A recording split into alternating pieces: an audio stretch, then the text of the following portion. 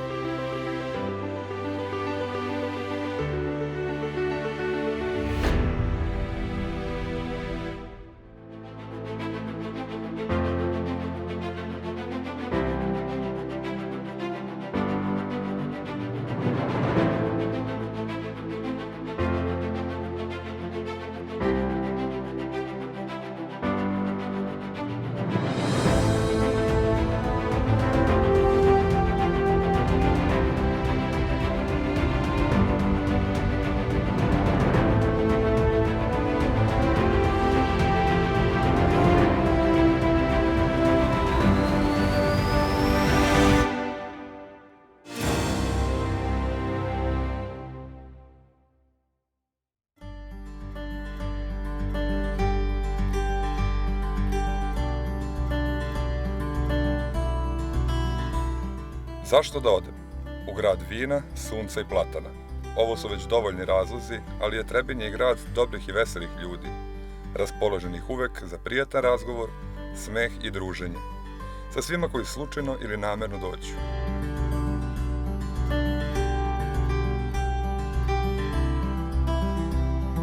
Trebinje se nalazi na krajnjem jugu Bosne i Hercegovine, smešten na obalama reke Trebišnjice, ispod planine Leotar. Grad koji je suncem obasjan na samo 30 km od obale mora. Smatra se jednim od najlepših gradova u Bosni i Hercegovini, a shvatio sam i zašto. Lepota i mir, divni ljudi koji smehom osvežavaju prijatnu tišinu gradskog trga ispod platana, sedeći i ispijajući prvu jutarnju kafu. Među njima sam i ja uživao, gledajući zidine starog grada i razmišljao o bogatoj istorijskoj prošlosti Trebinja. Kažu mi da se nekada ovaj grad nazivao Tribunija, potom Travunija, a da današnji naziv Trebinje datira iz 16. veka. Skladan urbani izgled Trebinja danas čini spoj orijentalne arhitekture starog grada, mediteranskog stila utkanog u centar Trebinja i savremene moderne arhitekture. Očaran sam koliko je ovaj grad svedočeći mnogim istorijskim i kulturnim dešavanjima postao ogledalo sa prelepom slikom istorijske i kulturne zaostavštine svih onih koji su ga stvarali i gradili. Jovan Dučić je 30. godina prošlog veka, kao afirmisani pesnik i diplomata, poželeo da svom milom Trebinju, kako je govorio, ostavi park po uzoru na one u Evropi i svetu. Gradski park Jovan Dučić jedan je od najprepoznatljivijih simbola grada na Trebišnjici, smešten u samom centru i često se spominje kao najlepši u Bosni i Hercegovini. Na ulazu u park se nalazi spomenik Jovanu Dučiću, a u samom parku kao znak sećanja na žrtve Drugog svjetskog rata je spomenik palim borcima u borbi protiv fašizma. Obod parka krasi crkva Svetog Preobraženja Gospodnjeg, u čijoj porti se nalazi spomenik Patrijarhu Pavlu. Crkva Svetog Preobraženja Gospodnjeg je građena 20 godina i završena je 1908. godine. Nadomak crkve se nalazi eparhijski dom sa bibliotekom, gde je 1908. godine osnovana srpska škola. Hram je neobičan i jedinstven po tome što su na njegovim zidovima, pored svetitelja, oslikane znamenite ličnosti srpske istorije, kulture i nauke. Pesnici Petar II. Petrović Njegoš, Aleksa Šantić, Jovan Dučić. Naučnici Nikola Tesla, Mihajlo Pupin, Milutin Milanković. Vojvode Živojin Mišić i Stepa Stepanović, kao i Karađorđe, Miloš Obilić, knez Lazar.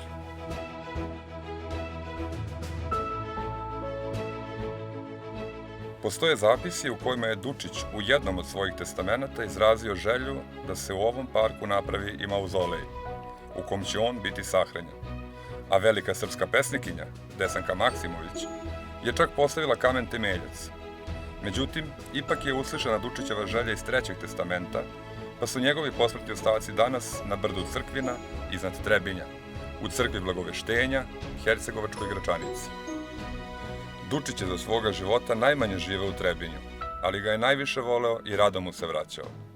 Sve što je stekao kao pesnik, Dučić je zaveštao Trebinju.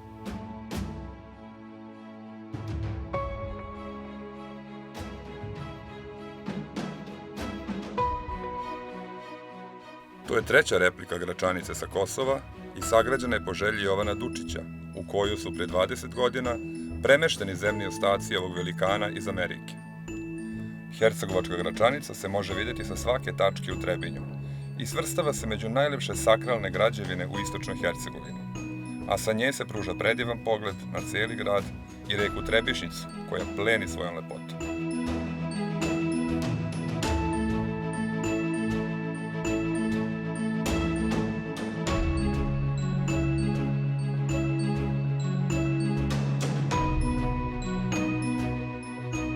Trebišnica je hercegovačka reka ponornica duga 96,5 km. Izvire na nadmorskoj visini od 398 metara i jedna je od najvećih reka ponornica u Evropi. Zbog mirnog toka pogoduje mnogim sportskim aktivnostima. Izuzetna čistoća i bistrina su pogodni za ronjenje, a zbog velikog ribljeg bogatstva velika je atrakcija i za ribolovce. Dom je i nekih endemskih vrsta, poput ribe gaovice i nadaleko čuvene čovečije ribice, koje nastanjuju njene podzemne tokove. Uz obale reke Trebišnice nalaze se brojna izletišta, među kojima su najpopularnija izletišta Lastva i Studenac. Obale Trebišnice spaja veliki broj mostova, od kojih se posebnom lepotom izdvaja Arslanagića most.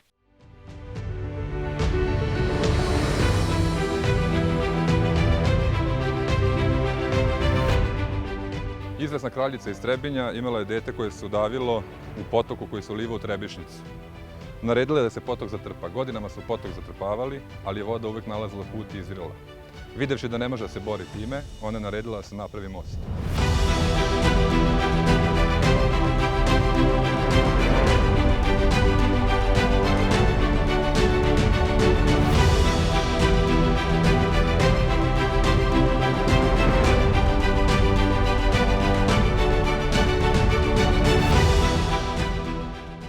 Most je počeo da se gradi 1568. godine kao zadužbina za poginulog sina Mehmed Paše Sokolovića.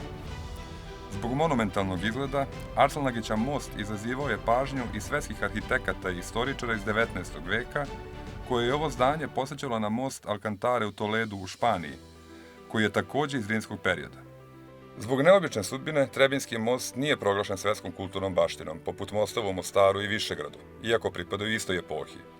Naime, Arslanagića most je zbog izgradnje hidrocentrale 1965. godine izmešten nekoliko kilometara nizvodno.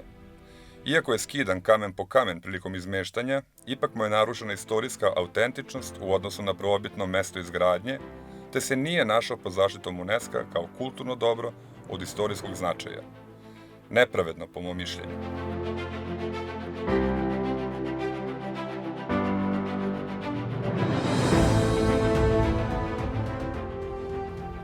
Gradili su Trebinje i Turci i Austro-Ugari. Svaki kamen svedoči o bogatoj istoriji ovog grada koji odiše posebnim šarmom. Godine su prolazile, Arslanagića most je i dalje tu, a tu je i tvrđava Strač.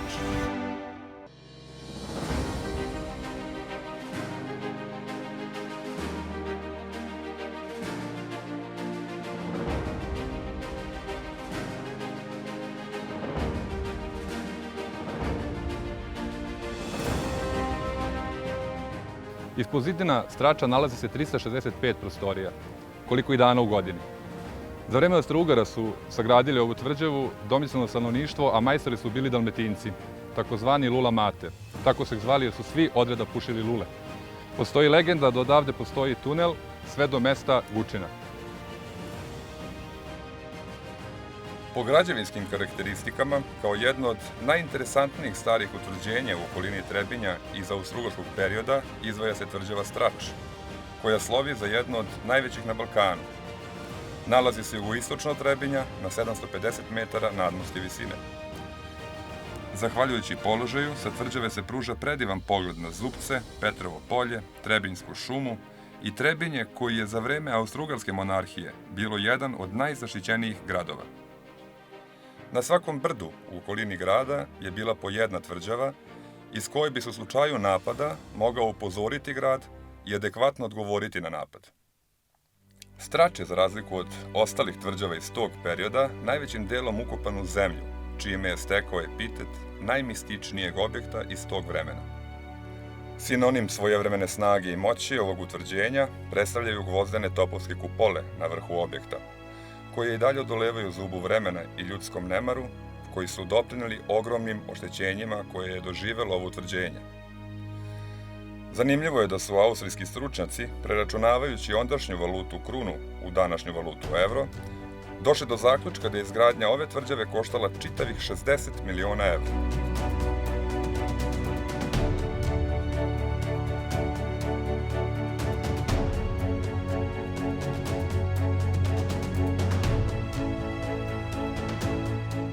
Miris Mediterana opija. Pogled sa tvrđave Strač na Stari grad nas vraća u vreme kada su turski neimari utkali elemente svojih graditeljskih umeća u ambijent Mediterana, stvarajući jedinstvene građevine koje i danas daju autentičnost i poseban šarm starom gradu. Stari grad u Trebinju, poznati kao Kastel, nastao je početkom 18. veka. Prve 4 decenije nazivao se Ban Viro, po mestu gde je reka Trebišnica najdublja.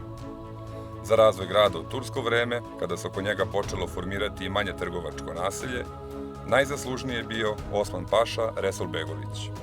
Danas je ovo jedna od važnijih turističkih atrakcija Trebinja, zajedno sa Muzejom Hercegovine i Osman Pašinom džamijom, koja se nalazi unutar starog grada.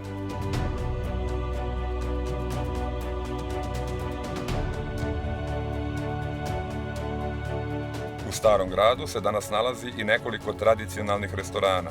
U njima se spremaju jela, čiji se miris širi ulicama između zidina, i mame me da uđem, vidim i osetim tu čaroliju ukusa. Autentična jela Trebinja, hercegovačka cicvara sa medom i nadaleko poznate sarme od raštana su bile sasvim dovoljan razlog da poželim i vama da pokažem ovo blago tradicionalne kuhinje uz pomoć majstora svog zanata, mojih dragih sagovornika. Cicvara je tradicionalno hercegovačko jelo, planinskih predjela, čemerna, ljubomira, jer to se pretežno pripremalo u nekim svečanim danima i danima kada su težaci bili u tim kućama. Kada se dolazilo da se kosi sijeno i tako, gdje je trebala jaka hrana, jer vidimo da je tu 90% sastojaka kalorija koja drži čitav dan ljude da mogu da rade i da a u slavskim danima da se počaste i onda se u tim danima služio i med. Dobro, za cicvaru šta nam treba? Znači, voda se greje, ali tako? Tako je, voda koja treba da provre, ide stari kajmak iz mlijeha, ide mladi kajmak i to se zajedno stavlja, znači, u vodu da provre. Kada provre, dodava se određena količina brašna. Što više vrsta brašna, to je bolje. Što više vrsta, to je bolje. Tako je, mi stavljamo tu bijelo brašno, stavljamo kukuruzno brašno, stavljamo heljino brašno i stavljamo pšenično brašno. Znači, 4 vrste brašna. I ona ima malko tamniju boju i ona tako moćnija i na tanjiru izgleda. Voda je već, vidimo, proključala, tako da mi možemo kajmak ubaciti u vodu da zajedno... Samo kajmak prvo stavljamo. Tako je, kajmak da provre i onda ćemo dodavati brašno.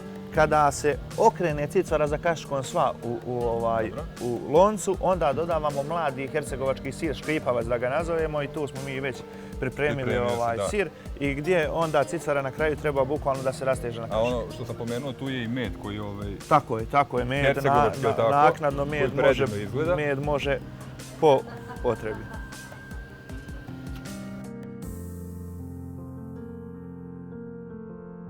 Sad je, znači, vreme da se dodaje brašno. Tako je.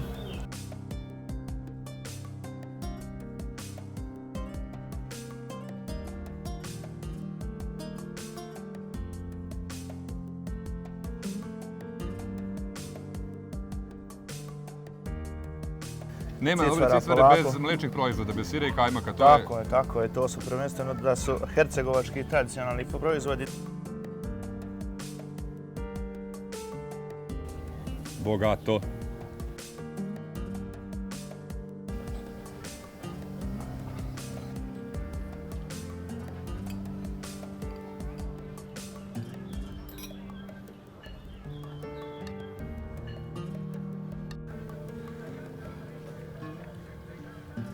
Nismo pogrešili kad sam rekao da si dobro majstor da si sve.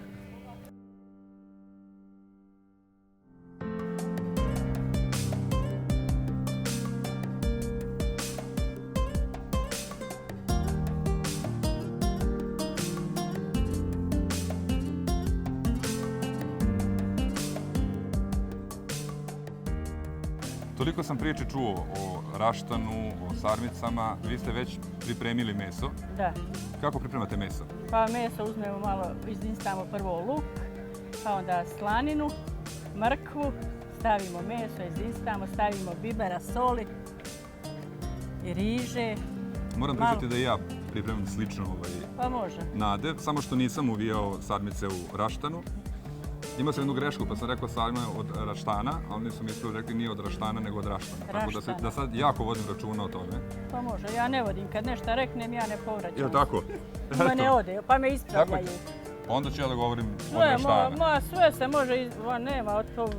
Ja reknem, ali oni me počnu ispravljati, ja kažem, ja pričam tako, pa kako god hoćete. Pa tako i treba. Tako i treba. Eto, naučio sam još nešto osim sarmice od raštana. Eto. A raštan? Raštan očistimo, obarimo. Obari se kratko. Jeste, kratko se obari. Boja je zadržana lepo. Zadržana je boja. Mogu da vidim kako motate sarmice? Možete.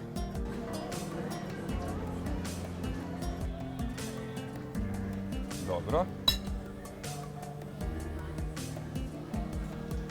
Aha.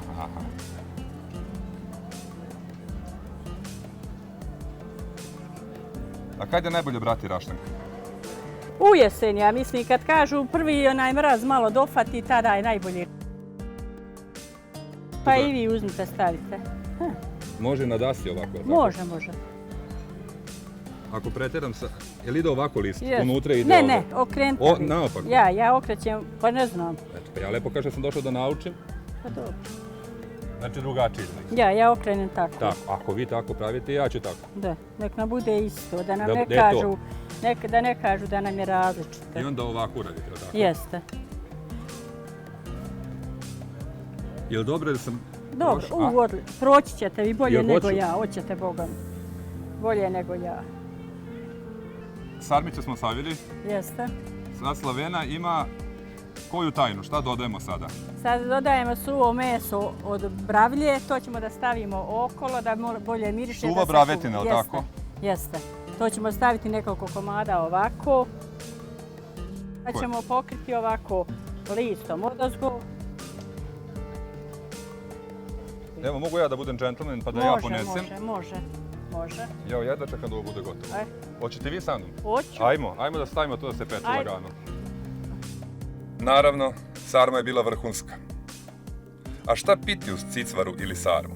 Kiselo mleko, vino, vodu? Od voljeva. Ipak, ja biram pivo. Koliko je Trebinje voljeno i posećeno, svedoči neobična priča o mladom Amerikancu koji je američki san zamenio sa hercegovačkom bajkom. Naime, ovaj mladić se toliko zaljubio u Trebinje i njegove stanovnike da se preselio ovde i otvorio svoju malu pivnicu.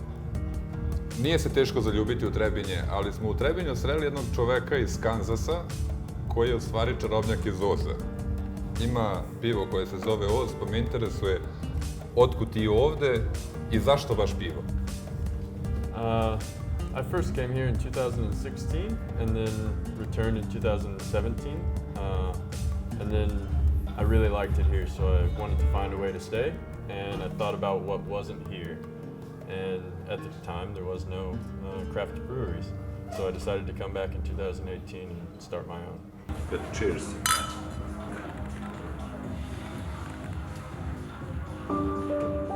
Mnogi su dolazili u Trebinje. Jasno mi je i zašto. Radost i tuga, događaji koji nas čine veselim i oni koji nas rasplaču. Sve je pomešano ovde u Trebinju. Legenda kaže da je sa Austro-Ugarskom u Trebinje došao i baron Babić, komandant grada. Imao je bolešivu ćerku koja je umrla sa 16 godina. U njenu čast on je posadio 16 platana. Istorijska činjenica je da je Austro-Ugarska posle aneksije Bosne i Hercegovine 1878. godine zatekla u centru grada groblje i odlučena da ga izmeste, a na njegovo mesto posade 16 platana. Vremenom je u gradu zasađeno još platana, tako da ih sada ima skoro 100. Leti svojim granama stvaraju hladovinu, a bašta hotela ispod njih za Trebinjce i brojne turiste je oaza u vrelim danima gde se mogu okrepiti u hladu drveća starog preko 120 godina. Trebinje nije bogato samo istorijom, već je i današnjica veoma zanimljiva. U blizini trga je i pijaca, poznata po tome što je jedina pijaca bez tezgi. gde se na drvenim stolovima prodaju najpoznatiji proizvodi Trebinja, kao što su med, vino, voće i povrće. Nedaleko od pijace, ispod platana, ima jedno mesto, jedan sto. Trebinjcima, ali i turistima vrlo interesantan. Sto Monike Beluči. Za vreme snimanja filma Emira Kusturice na Mliječnom putu, Monika Beluči je za ovim stolom doručovala kroasan. Iz ovdašnje pekara koja se otvarala ranije nego uobičajeno kako bi kroasan bio gotov na vreme. A uveče za ovim istim stolom Emir Kusturica se družio sa svojim najbližim saradnicima. O njenoj ljubaznosti, jednostavnosti i dobroti već se prepredaju priče onih koji su je sretali. Monika također nosi lepe uspomene iz Trebinja. Kaže da je najviše očarala dobrota i srdačnost ljudi te bezbrižna igra njene dečice pod platanima, a teško je odolevala i ovdašnjim specijalitetima, hrani, vinu, a bogami i raki i travarici. Vina u Trebinju kao i travarice su zaista divne. I vino i travaricu sam probao nedaleko od mesta gde su platani, u manastiru Svetog Petra i Pavla. Manastir Svetog apostola Petra i Pavla smešten je nadomak mesta Čičeva u Petrovom polju, na 4. kilometru jugozapadno od Trebinja. Pomenuto polje okruženo je sa 3 strane brdima, iza kojih se pruža more, a sa 4. otvoreno prema gradu, koji je istovremeno i dovoljno blizu da zadovolji eventualne potrebe manastira i dovoljno daleko da mu obezbedi neophodni mir.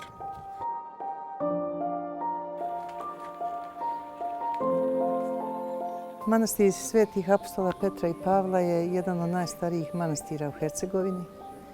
Tim arheološkim istraživanjima koje smo vršili tada kada smo došli ovdje prije 20 godina, to smo sve potvrdili time što smo našli krstionicu iz 4. vijeka, našli smo ostatke neke keramike, neki novac cara Konstantina i svih tih vladara koji su vladali od 4. do 15. vijeka kada je manastir porušen. Kad smo došli, znači, bilo je sve to onako dosta i razrušeno. Ta zemlja koja je ovdje bila oko manastira i nekada je pripadala manastiru, to je ovako više ličilo na, kako da kažem, na neko zapušteno zemljište i tu je i smetlište neko bilo. I hajde, naša prvobitna namjera je bila da to nekako očistimo, da to ipak okolina manastira bude nekako drugačija. Vidjeli smo da ovdje ima vode, da možemo da priključimo se na te sisteme navodnjavanja i tako dalje. I eto, i prvo što smo uradili, jesmo da smo to očistili, da smo to izravnali zemljište. I poslije smo tu posadili vinograde i to je sad jedan od najboljih vinograda u Hercegovini. Zašto je on najbolji? Zato što je tu ostao u dubini taj pijesak i to je, znači, zemljište onako posno. A vinova loza voli tako zemljište da je posno. Ako ima vode, onda tu stvarno može da budu dobri vinogradi. Tako da sad na nekih 4-5 hektara, to nije malo, znači možete se zamisliti koja je to površina koja je bila tako zapuštena. Na tih 4-5 hektara manastir ima svoje vinograde. Ovaj kraj ima dosta ljekovitih trava i onda u vremenu kad nemamo nekog drugog posla idemo ovamo u ovo brdo i tu beremo vrijesak, kadulju i tako. I onda od tih trava napravimo i nešto malo i travarice i tako dalje. Onda smo na tom zemljištu, negdje gdje smo to mogli, posadili masline. Svi su nam u početku govorili pa ne mogu ovdje masline, ovdje je malo hladnije vrijeme, ne znam, bude nekad neki minus. U odnosu na Trebinje mi smo hladniji možda neka 2-3 stepena i tako. Međutim, imamo oko 300 maslina i imamo, znači sada možemo da cijedimo svoje ulje, da imamo svoje masline. I eto, možda se 1-2 masline osušile, ko zna zbog čega, nije zbog te zime ili nečega što su govorili. Tako da je to mnogo značajno, jer jedan manastir je ipak obrazac, kako da kažem, življenja u jednom kraju. I to je mnogo uticalo na ljude da i oni se malo bolje urede svoju okućnicu, znači da vide da mogu da posade nove vinograde, da mogu i masline da budu. Mnogo nam je drago što je to tako, što su nekako ljudi počeli više da se vraćaju prirodi i da imaju taj osjećaj da bi trebali da čuvaju prirodu. Volimo kad je nešto lijepo, ali da bi nešto bilo lijepo, ipak bi to trebali da čuvamo.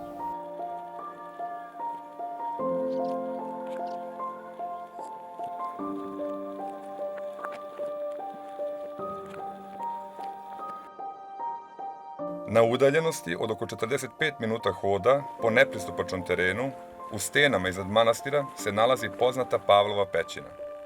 Put do pećine je kamenit i veoma nepristupačan, ali svaki korak i napor koji učinite vredi lepote i duševnog mira koji osjetite kada stignete do pećine.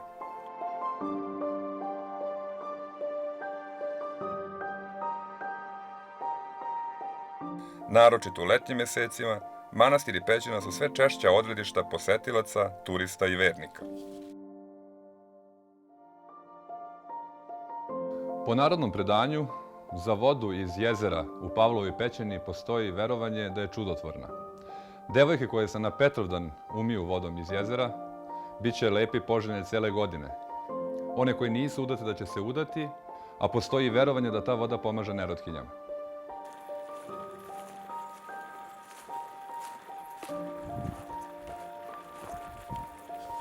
A baš tu, u Petrovom polju, sačuvan je od izumiranja i sada se uzgaja autohtoni hercegovački grah poljak, čuven po lekovitosti i čarobnom ukusu. Ilija Runjevac pokazao mi je kako se kuva grah poljak i rekao još po nešto o njemu. Ilija, ja ću ti se zahvaliti prvo što si izdvojio vremena da mi pokažeš kako ti pripremaš ovo. Pričao sam sa mnogim ljudima, rekli su mi, a Ilija će ti najbolje reći kako se kuva grah poljak. Ti si poznat ovde po grahu poljaku. Pa hajde da kažemo da je tako. Grah poljak je specifičan grah, autohton proizvod ovdje kod nas u Hercegovini. Gotovo je bio na izumiranju. Kod jedne porodice u Petrovom polju, tačnije u Zgonjevu, pronađena jedna mala teglica i proizvođači su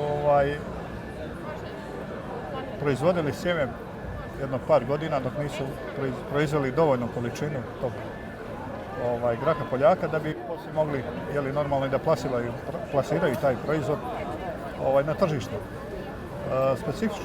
Specifičnost graha poljaka je ta što odlikuje nutritivnu vrijednost jako veliku. Analize koje su rađene 2010. godine ukazuju na to da ima 27% proteina, njegov ostali sastav minerala i vitamina ukazuje na to da se radi o vrijednoj grahorici.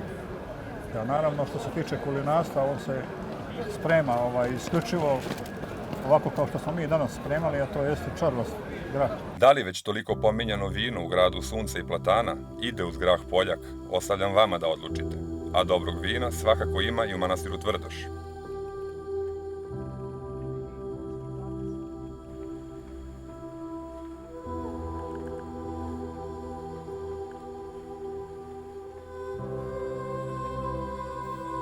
Manastir Tvrdoš se nalazi na desnoj obali reke Trebišnjice, 5 km zapadno od Trebinja. Sagrađen je na temeljima crkve iz 4. veka i spada u red najstarijih kulturno-istorijskih spomenika u Republici Srpskoj. Manastir je poznat i po činjenici da je u njemu Sveti Vasilije Ostroški primio monaški postrig i sveštenički čin. To je razlog zašto se Sveti Vasilije naziva još i Ostroški i Tvrdoški.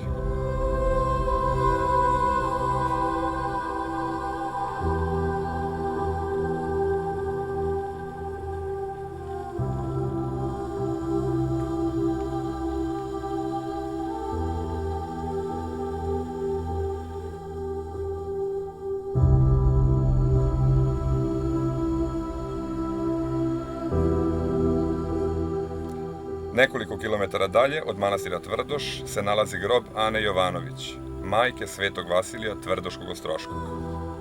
Simo Milutinović se jedne noći kasno vraćao kući. Prolazeći pored lokalnog groblja sreo je utvaru u belom. Pitala ga je da li zna gde je grob majke Sveca. Simo je rekao da ne zna. Utvara ga je dovela i pokazala. Simo je obećao da će podići spomenik, što je uradio.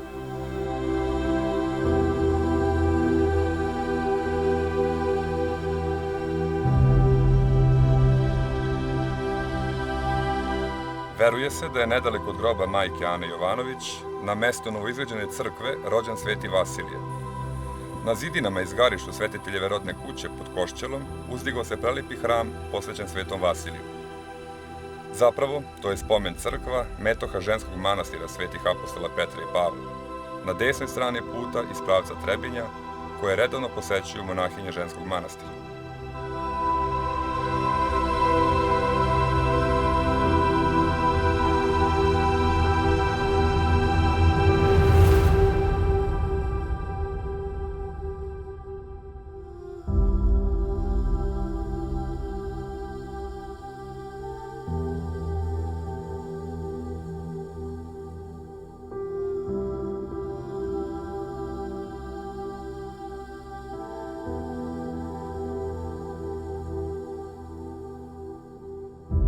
Gde je rodna kuća sveca Vasilija Tvrdoškog i Ostroškog nije se tačno znalo.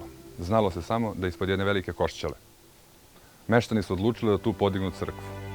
Izgradnja crkve je trajala od 1991. do 1998. godine, a crkva je sagrađena prilozima svih dobrih ljudi, čak i druge veroispovesti.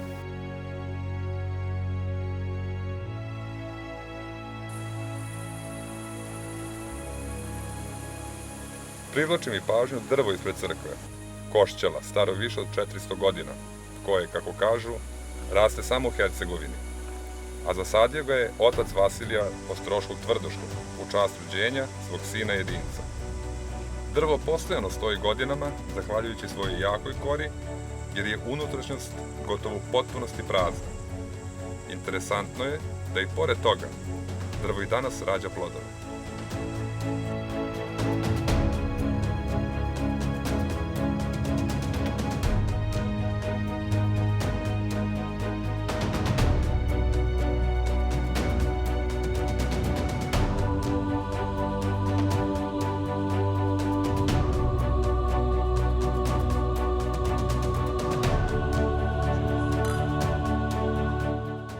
U proteklim minutima vidjeli ste razloge zbog kojih sam ja posjetio Trebinje. Verujem da ćete imati još više razloga da dođete i posjetite ovo divno mesto, predivne prirode, divnih i nasmijanih ljudi i odlične gastronomske ponude.